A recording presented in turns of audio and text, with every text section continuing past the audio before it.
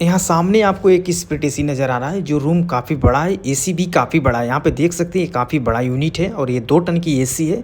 लेकिन इस एसी में प्रॉब्लम ये है कि कस्टमर का कहना है कि जो हमारा विंडो है, विंडो के ठीक ऊपर इसके पहले कुछ दिन पहले इंस्टॉलेशन हो गया, लगभग 1 साल पहले यहाँ पे इंस्टॉलेशन हो गया था।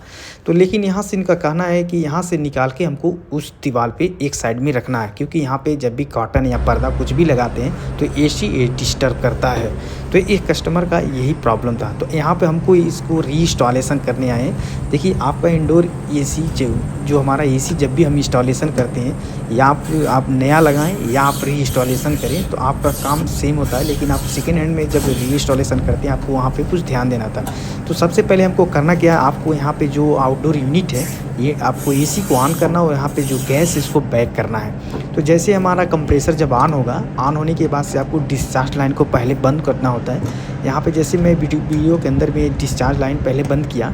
डिस्चार्ज लाइन बंद करने के बाद से आपको यहाँ पे कम से कम 40 सेकंड रुकना होता है। 40 से 50 सेकंड रुकना होता है गैस बैक होने में, यानी जो हमारा इंडोर से जो पाइपलाइन तक गैस रहती है वो खींचने में कंप्रेसर को 40 से 50 सेकंड लगते हैं। तो देखिए कभी भी आप जब भी रिस्टॉलेशन करते हैं या इंस्टॉलेशन करते हैं तो ये चीज़ को आप ध्यान देना बहुत ज़रूरी है। तो आप अगर आपके पास गेज नहीं है तो आपको क्या करना है, गैस को बैक करना। तो यहाँ पे देखिए फाइनली इस गैस को मैं बैक कर रहा हूँ। यहाँ पे डिस्चार्ज लाइन पे आइस आ गया है। जैसे हमारा गैस जब बैकअप हो जाएगा, कंप्रेसर के अंदर आ जाएगा, तो यहाँ से जो हमारा पाइप है, जो हमारा आइस है पाइप के ऊपर, वहाँ से वो पिघल जाएगा। देखिए यहाँ पे इसके बाद से पहले मैंने डिस्चार्ज को बंद किया, यहाँ पे सेक्शन लाइन को बंद कर रहे हैं। अगर आपको कुछ डाउट है तो कमेंट करके बता सकते हैं। अगर चैनल में हमारी पहली बार है तो चैनल को सब्सक्राइब जरूर कर लीजिए, क्योंकि हमारे चैनल पे ऐसे टेक्निकल वीडियो सबसे पहले आपको देखने को मिलते हैं। अगर आपको कुछ डाउट हो कमेंट करके बता सकते हैं। तो फाइनली यहाँ पे देखिए हम गैस बैक कर लिया और यहाँ पे एक सेफ्टी स्विच लगा है जिसको हम आइसोलेटर भी कहते हैं। यहाँ से हमने आउटडोर का कनेक्शन बंद कर दिया। आपको इंडोर यूनिट के पास जाने की ज़रूरत नहीं है, आप यहीं से बंद कर सकते हैं। आइसोलेटर है, ये स्विच का सेम काम करता है। तो फाइनली यहाँ पे देखिए हमने इंडोर बंद कर दिया। यहाँ का जो इंडोर का जो कवर है हमने इसको खोल दिया है। खोलने के बाद से अब इसको हम क्या करेंगे, जो हमारा मेन सप्लाई है यहाँ से हम पावर सप्लाई को इसको निकालेंगे। निकालने के बाद से यहाँ पे इसको हम देखिए पावर मेन सप्लाई जो हमने निकाल दिया। निकालने के बाद से अब हम इसको क्या करेंगे, जो हमारा फ्लैट नट है 5/8 और 3/8 का, अब यहाँ पे 5/8 और 3/8 का नट हम इसको खोलेंगे। यहाँ पे जो भी चीज़ आप करिएगा ध्यान से करिएगा जी। जब रीइंस्टॉलेशन करते हैं तो, यानी एक एसी को लगा हुआ है फिर उसको दोबारा लगाते हैं, तो अगर आपका नया एसी इंस्टॉलेशन करते तो उसमें आपको कोई दिक्कत नहीं है। आप सब कुछ पाइप भी नया रहता है और आपका जो फ्लैट नट रहता है नया रहता है, तो आपको आराम से मुड़ जाता है। लेकिन जब कुछ दिन एसी चलने के बाद से जब आप रीइंस्टॉलेशन करते हैं तो आपका कॉपर पाइप हार्ड हो जाता है और फ्लैट नट फटने का चांस हो जाता है। इसलिए काफ़ी सेफ्टी से काम करिएगा दोस्तों।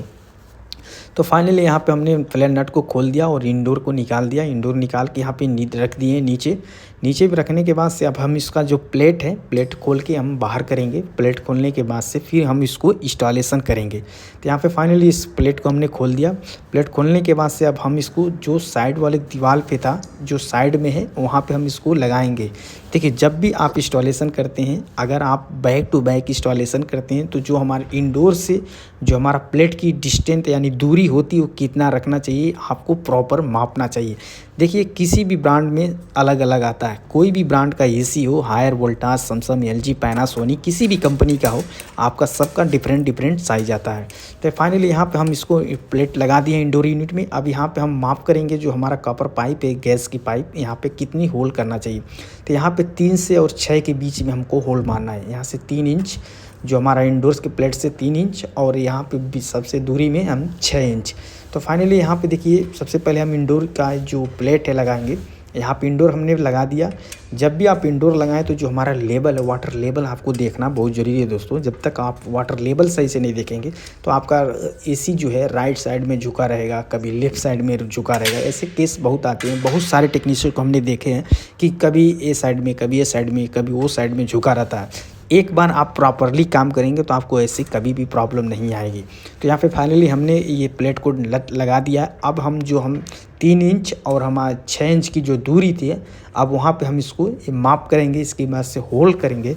होल करने के बाद से इसको हम जो हमारा इंडोर यूनिट है यहाँ पे फाइनली इसको हम लगा के चेक करेंगे कि हमारा इंडोर यूनिट बैठ रहा नहीं। ये देखिए हमारा जो मार्क है यही है, ओके। अब यहाँ पे हम होल मारेंगे, होल मारने के बाद से इसको हम इंडोर को लगा के चेक करेंगे। तो आई होप दोस्तों आप लोग को समझ में आ गया होगा कि इंडोर की दूरी कितना होना चाहिए, कैसे कैसे इसको इंस्टॉलेशन करना चाहिए। Thank you for watching.